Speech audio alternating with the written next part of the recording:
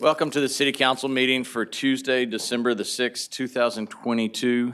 Ms. Hilbrick, would you please call roll? Councilman De La Garza? I am present. Councilman Crocker? Here. Councilwoman Scott? Here. Mayor Pro Tem Young? Here. Councilman Lofgren? Here. And Mayor Bauknight? Here. And Councilwoman Solis will not be joining us tonight. All right, thank you. If everybody will please stand for the pledges, followed by a moment of silence. Pledge allegiance to the flag of the United States of America and to the republic for which it stands, one nation, under God, indivisible, with liberty and justice for all. Honor the Texas flag. I pledge allegiance to thee, Texas, one state, under God, one and indivisible.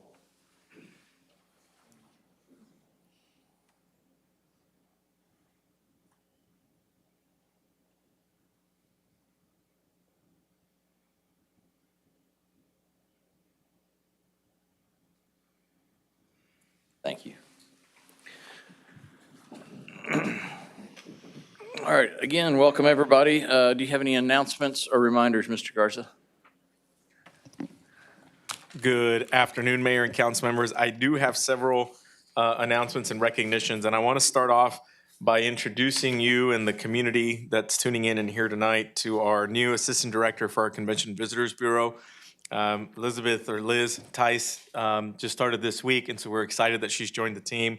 Many of you may recognize her. She recently served as the Executive Director for the Children's Discovery Museum, and in that role really helped them through some challenging times, obviously because of the pandemic, and she brings a wealth of experience throughout her career in nonprofit management and just stakeholder management, which is a big part of the role, especially leading up to our bicentennial celebration and how we really want to include the community in that celebration. So she'll be instrumental in helping us do that. And so I want to introduce her and give her a quick second to say a few words. Great, thank you. I'm really excited to be a part of this organization and do what I can to help advance tourism and connect the community with what we have going on. It's really looking forward to it, so Welcome. thank you. Welcome. Thank you. Thanks. Thank you, Liz. I'd also like to, sorry, I need to work on my clapping.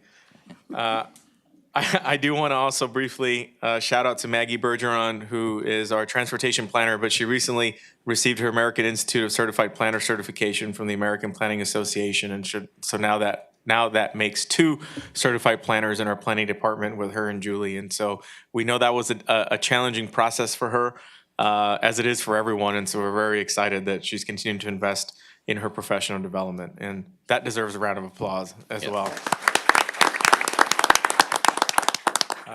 For recognitions, lastly, I want to thank all of the city staff and the different departments that supported and helped with this last weekend's Christmas on the Square event, the H-E-B tree lighting ceremony, and the lighted Christmas parade.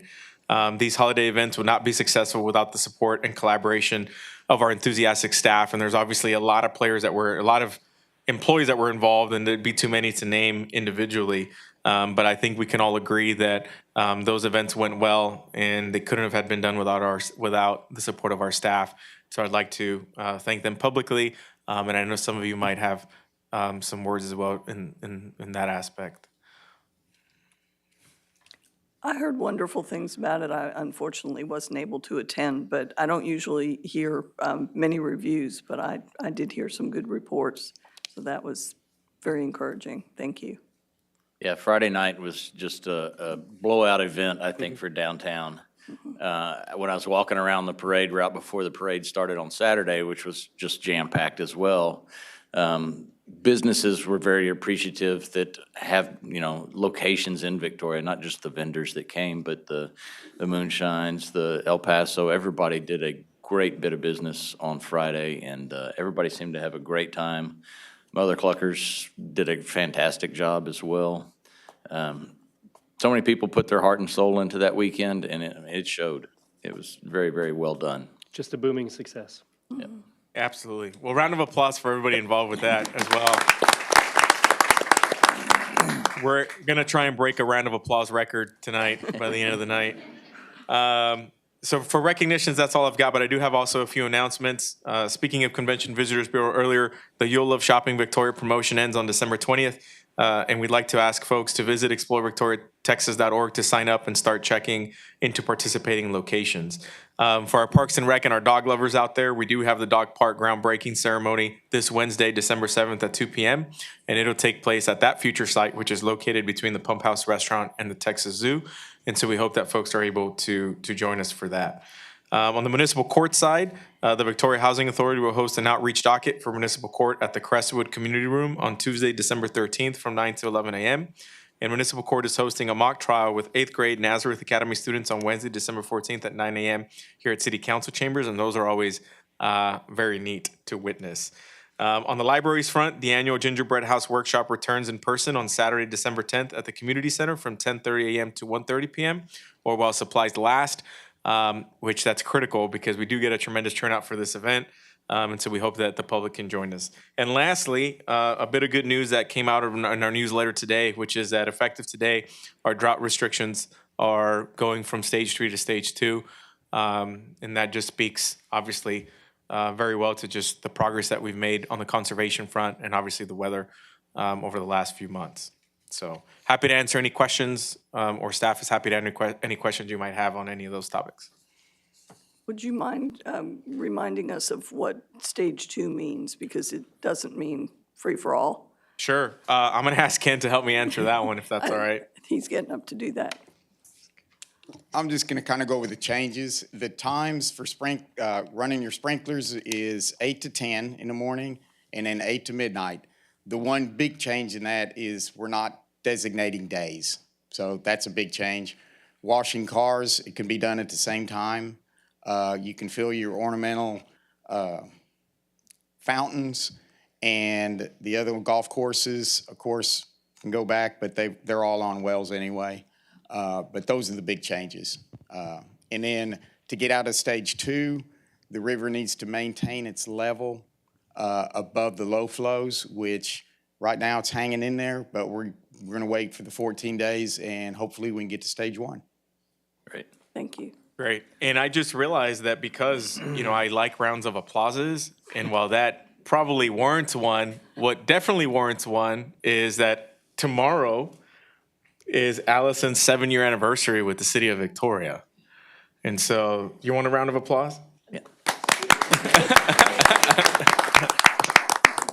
I think we need one for the drought and stage 2 also. Okay, all right, yeah.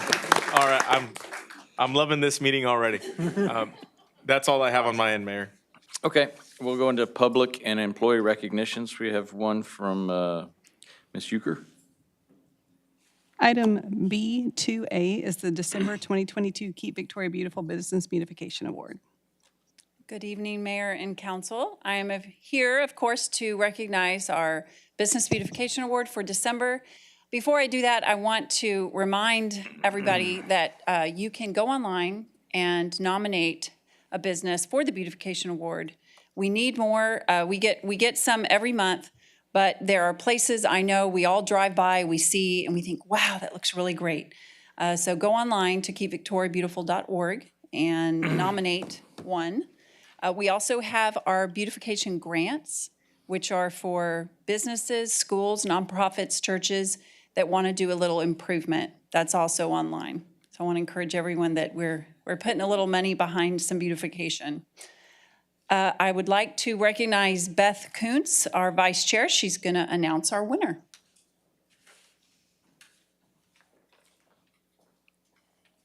Howdy, Mayor and council members. Like Christy said, my name is Beth Kuntz, and I am the vice chair of the Keep Victoria Beautiful organization. So as you all know, each month we come and visit you to present one of our awards for the business beautification.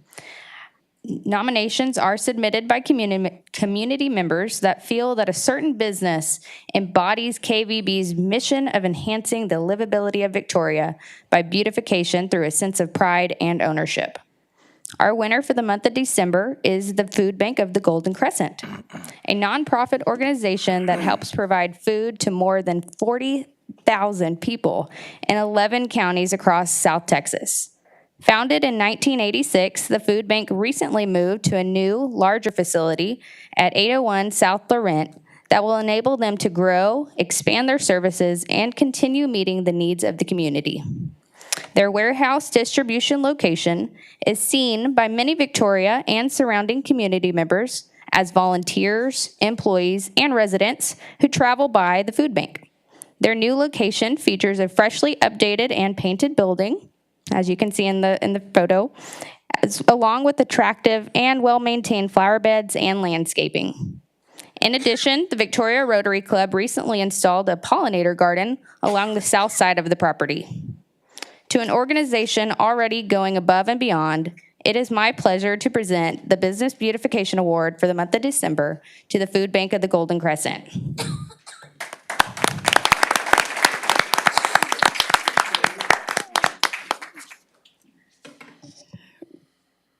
We really appreciate the recognition, and we do invite everyone to come by, see what we are doing, and take a tour. Thank you so much. Yeah. Okay, I have one item on here. I'm going to present a certificate of appreciation to the Parks Department from the Texas Youth Hunting Program. And let me read it to everybody. It says, presented to the City of Victoria, an appreciation for the invaluable support you have shown to the Texas Youth Hunting Program. Thank you for the donation of the use of your land, resources, time, and hospitality, ensuring the future of hunting and conservation of the outdoors.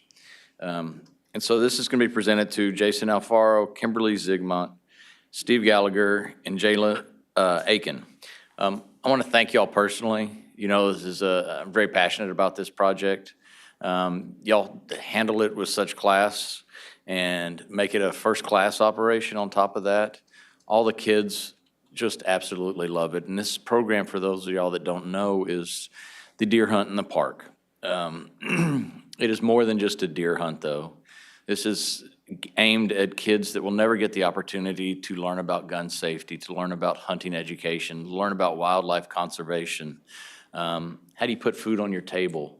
The deer that are harvested in the park actually we're partnered with Trinity Oaks, and they come and they bring ground venison for each participant, about a deer's worth. And then they take the harvested deer back to their location, which is a USDA certified processing facility in San Antonio, and then end up passing it out throughout the state to, I guess, food banks. They also take it to like Christ Kitchen and other facilities like that to help with feeding people. So none of the meat goes to waste. The kids get a great education in conservation and outdoors and wildlife, and hopefully they can learn lessons that they'll take with them the rest of their life. And y'all are doing that for them, and I really, really appreciate it. And it helps our deer population in the park. Manages our wildlife population in the park and keeps them all healthy. So thank y'all very much.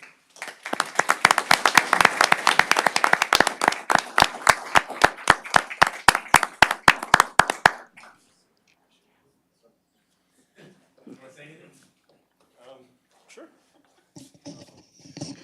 Dun, dun, dun. Cue timer. No, really just want to take a quick moment. We appreciate everything from City Council support for this program. As the mayor had mentioned, this is a very unique and different program that our Parks and Recreation Department hosts. The kids had a great time this past session that we had, all first-time hunters. We were able to harvest 8 doe and 3 buck from the herd, and just appreciate the support that you've provided to this program. So thank you very much. Thank you. Awesome. In case anybody's wondering, we were up to 8 rounds of applauses. All right, items from council. Anybody have anything? Nope. All right. Well, excellent. We'll go to citizens communication, and we'll go with Mr. Harley Fisk first.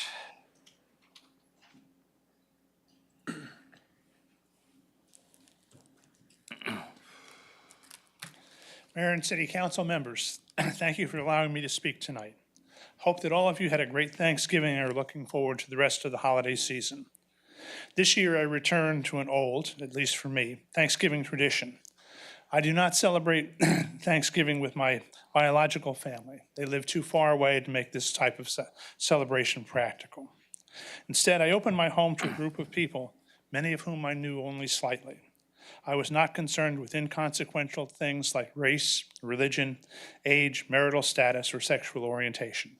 They were just a group of people that I wanted to know better. As the evening unfolded, it was apparent that this random group of great people was like an old handmade quilt. The pieces were different sizes, different shapes, and different colors. The quilt that we made was different than if all of the pieces were the same, as all these differences that gave the quilt its unique beauty. No one piece was more or less important than any other. If you are a member of any Christian religion, knowing that most of us celebrate December 25th as the birth of Christ, remember that he told us to love our neighbors. He did not say love your neighbor only if he looks like you, thinks like you, and prays like you. Members of the LGBTQ community are your neighbors, just as they are neighbors of mine.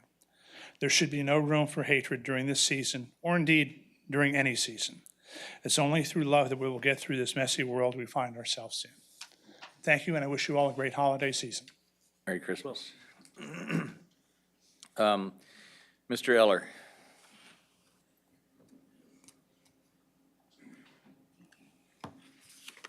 Yes, as you know, I'm Kenneth Eller, and I live at 1205 East Locust Avenue. And I've been to you, Mr. Mayor, City Council, the Chief of Police, about bird dogs, music. I have called at least upwards of 40 and above time, sometimes 2 a night, but it hasn't decreased the noise. And I don't want to go to legal advice. I'd like for y'all to figure it out and let me know pretty quick what y'all have done. Yes, sir. We will be in contact. I know that the police department has been trying to get in contact with the owner of bird dogs. The chief of police did talk to Bird Dog personally. It worked for a couple of days, but He hasn't had the chance to talk to him yet. the new one. Yeah, the new owner. The new one? Okay. But the old one did. And it seems like after 30 or 45 minutes, they forget they came, and the level of vibration goes up. Well, we'll keep trying to work with them, If y'all Mr. would Eller. like to come to my house at 1205 at about 9 o'clock when it's on, I will let you do it personally. All right. But Well, if thank you, and keep in appreciate contact, the please. help, but if it doesn't get any better, I'll have to go legal advice. I don't want to, but Yes, sir. I've been there over 50 years, and it just interrupts my sleep. I understand. Thank you. Thank you. Mr. Von der Rohe.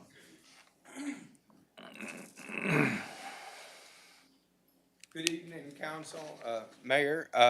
Wanted to thank the Chief of Police for getting the Cadillac converter law passed, and Mr. Lawford, too, for bringing it up, and the legal department and the City Council for approving it, because at $500 a pop for each Cadillac converter, they can't even sell it for that. So if they get caught with 16 Cadillac converters, that's a lot of money. So I think that's going to help, because something needs to be done, and the police department have made lots of arrests. And want to thank the chief of police and the deputy for coming to the trailer park and looking at all those potholes that the trailer park owner didn't want to get fixed.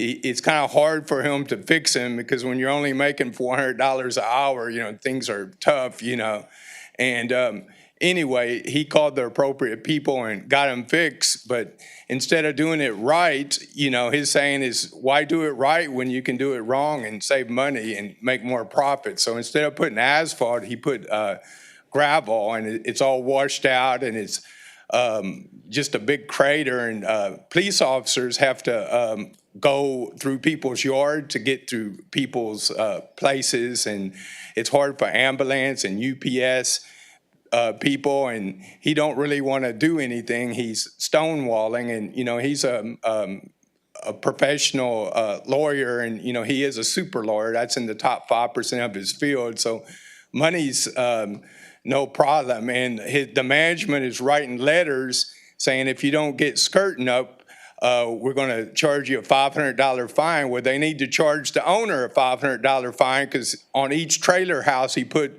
right beside my trailer house because he didn't do anything, and there's all kinds of stuff from the bottom falling, like insulation and stuff. But he's raising the rents and everything. And, I know he can charge when he wants. He can charge $20 billion a month if he wants because he's the owner. But he is responsible for the potholes. And one of his representatives came to me Sunday wanting money to pay for the potholes. And I ain't paying no money or putting no time. He bought some gravel, and it seemed like no one wanted to do it. So for about 2 weeks, I laid the gravel because there was a big old rut like this, and I filled it in. And also, there's a big mattress with a box spring between Sonic and the American Inn. If the American Inn put it there, I'd appreciate it if someone could take it because I don't think that would be a good place to live on the median. Thanks, and have a good evening. Thank you, Mr. Von der Rohe. Yeah. Okay, with that, we'll close citizens' communications. We have no items with public hearing, so we'll go into the consent agenda. Item D1 is the adoption of minutes of the regular meeting on November 15th, 2022.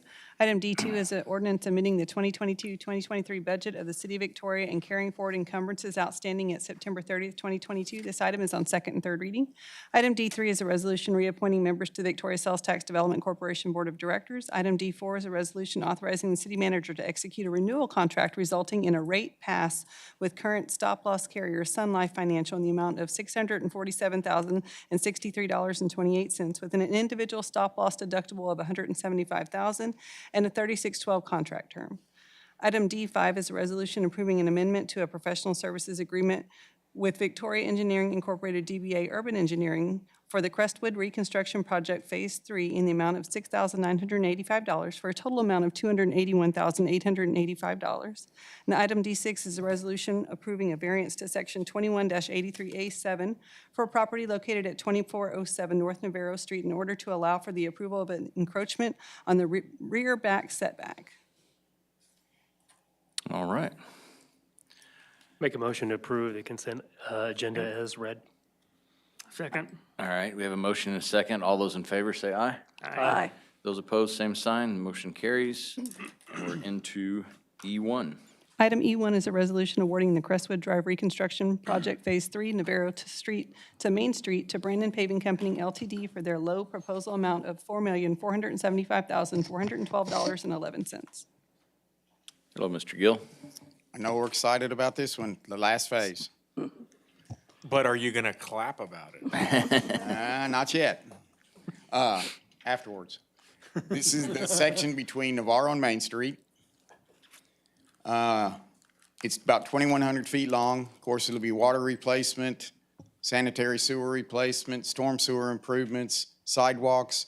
And the big difference on this section is it'll be one-way westbound versus eastbound. The majority of the traffic does travel westbound on this section. During the construction period? Yes. Not when during it's the finished? Right. When it's finished, it'll be two-way again. And it'll also be concrete pavement, just like the other sections. And this will complete Crestwood from Sam Houston all the way to Main Street. We had two proposals submitted, Brandon Paving at $4,475,000, and then Lester Contracting, which it says Brandon twice, but it was Lester Contracting at $4,802,000. The budgeted cost was $5.2 million, so this one came in well under budget. Schedule start in March. What we're trying to do is time it so when phase 2 is complete, we roll right into phase 3. We want to get 2 open before we jump into phase 3. And then completion would be August of '24. And that's it. As far as I've got any questions, comments, Contract completion date on phase 2? we're looking at February. They're finishing up the paving, and if the weather can hold out, they'll keep rocking. I move we adopt E1. Second. Do we have it's probably not part of this design, but it is in that section, a way to address the gravel that gets drug into that road? We are gonna have to address that with Texas Steel. I know we are gonna pave their driveway, but we might, we'll talk to them about, see if they can have a shakeout area before that concrete pavement, and it can be something, a lot of them have pipes, what they put in is they dig out an area, put some metal pipes in, so as the trucks come out, it shakes that gravel off. I think Yeah, we Easley gotta talk Roofing to has them. the same problem when they use their exit to Crestwood. Yes. But we do plan on talking to Texas Steel about that. Thank you. And how about the undergrounds underneath the tracks? As far as the water line, Do we have any idea until we get in there and look at them to know if, you know, we had further up, I can't remember if it was on Airline or somewhere, that we had to stay with the existing piping because the ground kept, am I getting this right? The ground kept falling apart? no, that one on Crestwood, we have permits to go put a new water line in. So we're going to be replacing the water line and the sewer as we need be. But as far as the railroad, it's in good shape. They've done their crossings and upgraded them, and we've got all the permits secured. Okay. All right, thank you. Is there any further questions, discussion? All those in favor of item E1? Aye. Aye. Aye. Those opposed, same sign. Motion carries. Item E2. Item E2 is a resolution awarding the 2023 Rehabilitation and Overlay Project Nursery Drive to Brandon Paving Company LTD for their low proposal amount of $400,697.70. Okay, this is the last project I've got for today. This nursery drive from Lake Forest to the city limits. There's the map that shows it. Competitive seal proposal, original budget was $590,000. Victoria sales tax is funding this project. We had two proposals, one Brandon Paving at $400,697, and then Lester Contracting at $486,482. This is reconstruct Nursery Drive from Lake Forest to the city limits, lime stabilized subgrade, geogrid, limestone base, seal coat, and hot mix. Also included will be the striping. We'll put an edge line and then the double yellow on it. It completes Nursery Drive from Loop 463 to the city limits. And Brandon did the other phase probably 4 or 5 years ago. And project time is 120 days. Works, of course, will award it tonight, execute in January, and we're expecting to begin in February and then complete in June. One of the things that's good about this project is once they do start, they will stay on it until they'll complete it. So it'll be a very timely project. And of course, we'll communicate with the school district because it'll affect them a little bit, not as much as the other phase did. Thank you. I move we adopt this item. Second. Got a motion and a second to adopt item E2. Is there any further discussion? All those in favor say aye. Aye. Those opposed, same sign. The motion carries. Item E3. Item E3 is a resolution approving a professional services agreement with Alliance Transportation Group LLC for the development of the active transportation master plan in the amount of $100,000. Good evening. So we're asking you to approve contract for an active master transportation plan. Currently the city does have a very simple active master transportation plan, if you can call it that, called Paseo de Victoria. It was completed in 2012 by planning staff and park staff jointly. And so it's definitely time to look at us adopting a new one. So in September, we went through the RFQ process and 4 firms responded. Through that, the selection committee has selected Alliance Transportation Group, which is a firm that we have a history with. They did our last metropolitan transportation plan for the MPO. Which gets into why we need an active transportation master plan. If you're familiar with the Metropolitan Transportation Plan, which is the MPO's big 5-year plan that we do every 5 years, you'll know that there is a component of active transportation within that MTP, but it's a very short chapter, so we already do some of the analysis. Having a full, complete standalone active transportation master plan will allow us to do a much more robust analysis that will also help us in our next MTP that's coming up. And then we'll have a fully developed implementation strategy and map of what projects we could see come to fruition that meet this definition of active transportation. Another important component of why we need to have an active transportation master plan is recently there's been a lot of infrastructure grants, and a lot of those safe routes to school type grants want to see the city have a plan in place to be eligible. So there have been, specifically the Safe Streets and Roads for All grant requires to have applied for the big dollar amounts, the multi-million-dollar amounts. You would have had to have an active transportation master plan in place, and our Paseo de Victoria plan was not robust enough to meet the qualifications for that. So that's why we're looking at developing an active transportation master plan, and it will also make our job a lot easier on that next MTP, because we'll have that chapter pretty much done, and then can focus and do a little bit more planning on some of the other chapters, like looking at how maybe we can get I-69 fully developed, or those are some just other ideas that it's going to give us some capacity whenever we go for that big MTP, which I think we're in year 3 of our MTP. So next year we'll actually be starting the planning process just as we finish this planning process. So what is the scope of an active transportation master plan? It really connects an analysis of your off-road type systems, so your trails, your networks. And then it looks at all modes of transportation, not just cars. So bicycling and pedestrian are the 2 biggest other types of components that will, modes of transportation that we'll be looking in the active transportation plan. It will give us a map, much like the Paseo de Victoria, that says these are the best routes.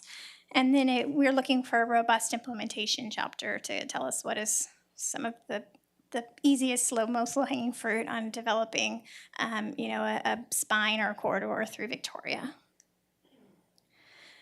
The timeline is pretty straightforward. We're going to have, if council awards the contract, we'll kick off the project in January after the holidays, and we're looking for an adoption in October 2023, with the spring being the robust period of public input. The active transportation master plan is also jointly funded by both the MPO and the general fund in our budget. And I'd be happy to answer any questions. Does the ATMP address jaywalking? No, not on its own. I mean, it could have some policies in there, especially on the implementation side. If there's like crossings, it could have some design recommendations or policies on design to Like the one we did by ATV? to discourage jaywalking. Okay.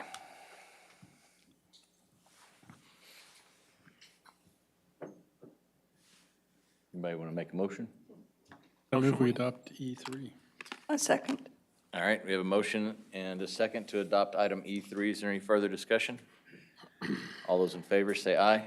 Aye. Those opposed, same sign. Motion carries. E4. Item E4 is a resolution authorizing the notice of intention to issue certificates of obligation.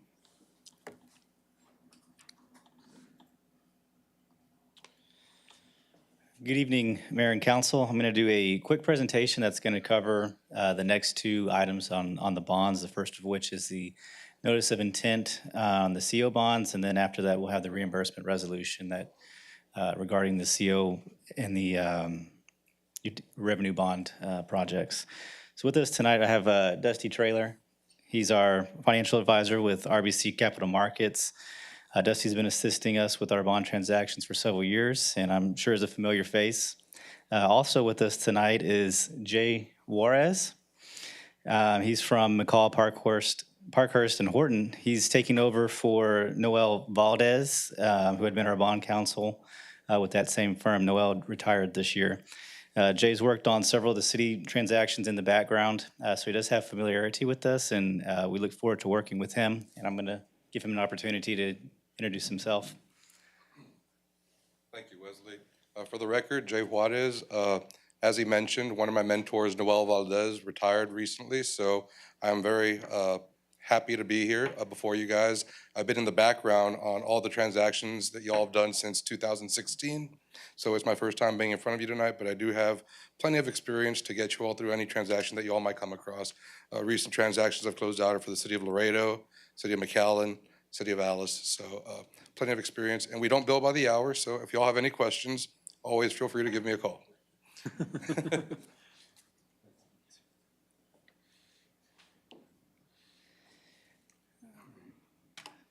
So as part of our fiscal '23 CIP program, we plan to issue debt for street utility projects amounting to $2.45 million in CO bonds and $12.4 million in revenue bonds. The issuance for each of these is going to follow a similar timeline. You'll see with the ratings call occurring in January, selling the debt in February, and receiving the bond funds in March. And of course, this is also in line with the anticipated start time for each of these projects.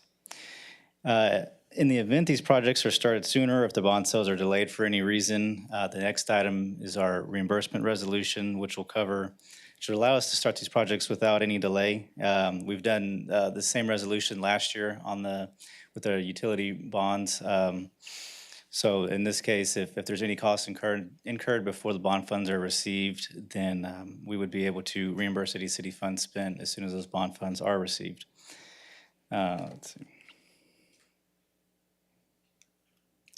So just to recap kind of the projects that are covered over with these bond issues, of course, last year we issued the revenue bonds to cover the design phase of the utility and street reconstruction projects. This year we'll be issuing the revenue bonds to cover the construction phase of the utilities, as well as some CO bonds to cover some other street reconstruction projects.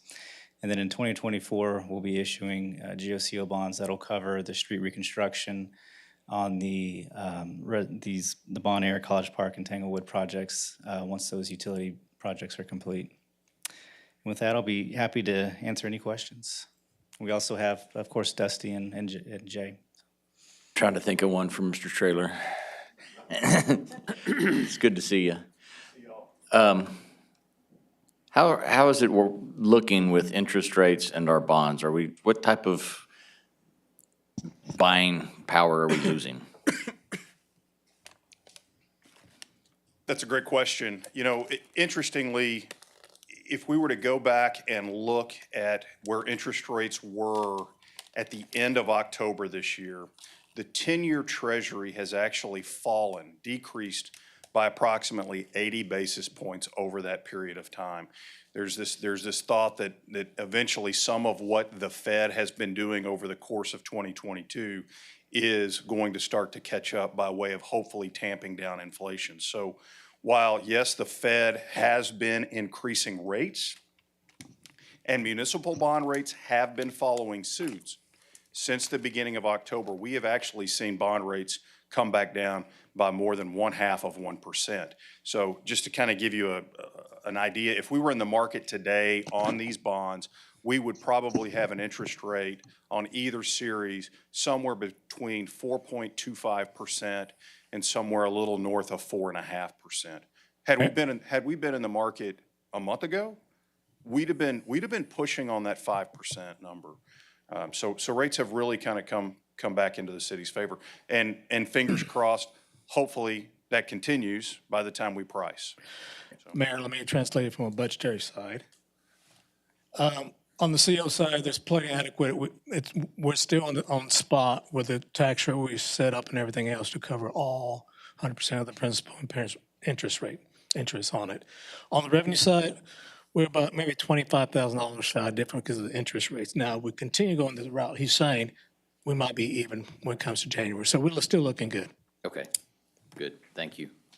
Thank you. You bet. Anything else? No. All right. Y'all have a Merry Christmas. Thanks. You too, Dusty. All right. I move we adopt this item. Second. So we have a motion and a second to adopt item E4. Any further discussion? All those in favor, say aye. Aye. Those opposed, same sign. E4 carries. Anybody have a motion for E5? Or are we going to read it first? That'd probably be better. Item E5 is a resolution approving the expressing of official intent to reimburse costs of city projects from tax exempt obligations to be issued by the City of Victoria and other matters related thereto. I move we adopt. Second. Motion and a second to adopt item E5. Any further discussion? All right, thank you all for being here. Appreciate it. Look forward to working with you. All those in favor say aye. Aye. Those opposed, same sign. Motion carries. All right, we have no city manager reports. We don't have a work session today, but would remind you that we do have a work session on Friday. And then we will recess into executive session. It is now 5:41 PM.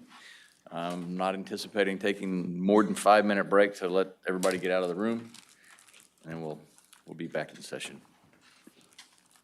The City Council will recess for executive session on the 6th day of December 2022 at 5:41 PM. The subject matter is as follows: executive session in accordance with Texas Government Code 551.087, 551.072, and 551.071.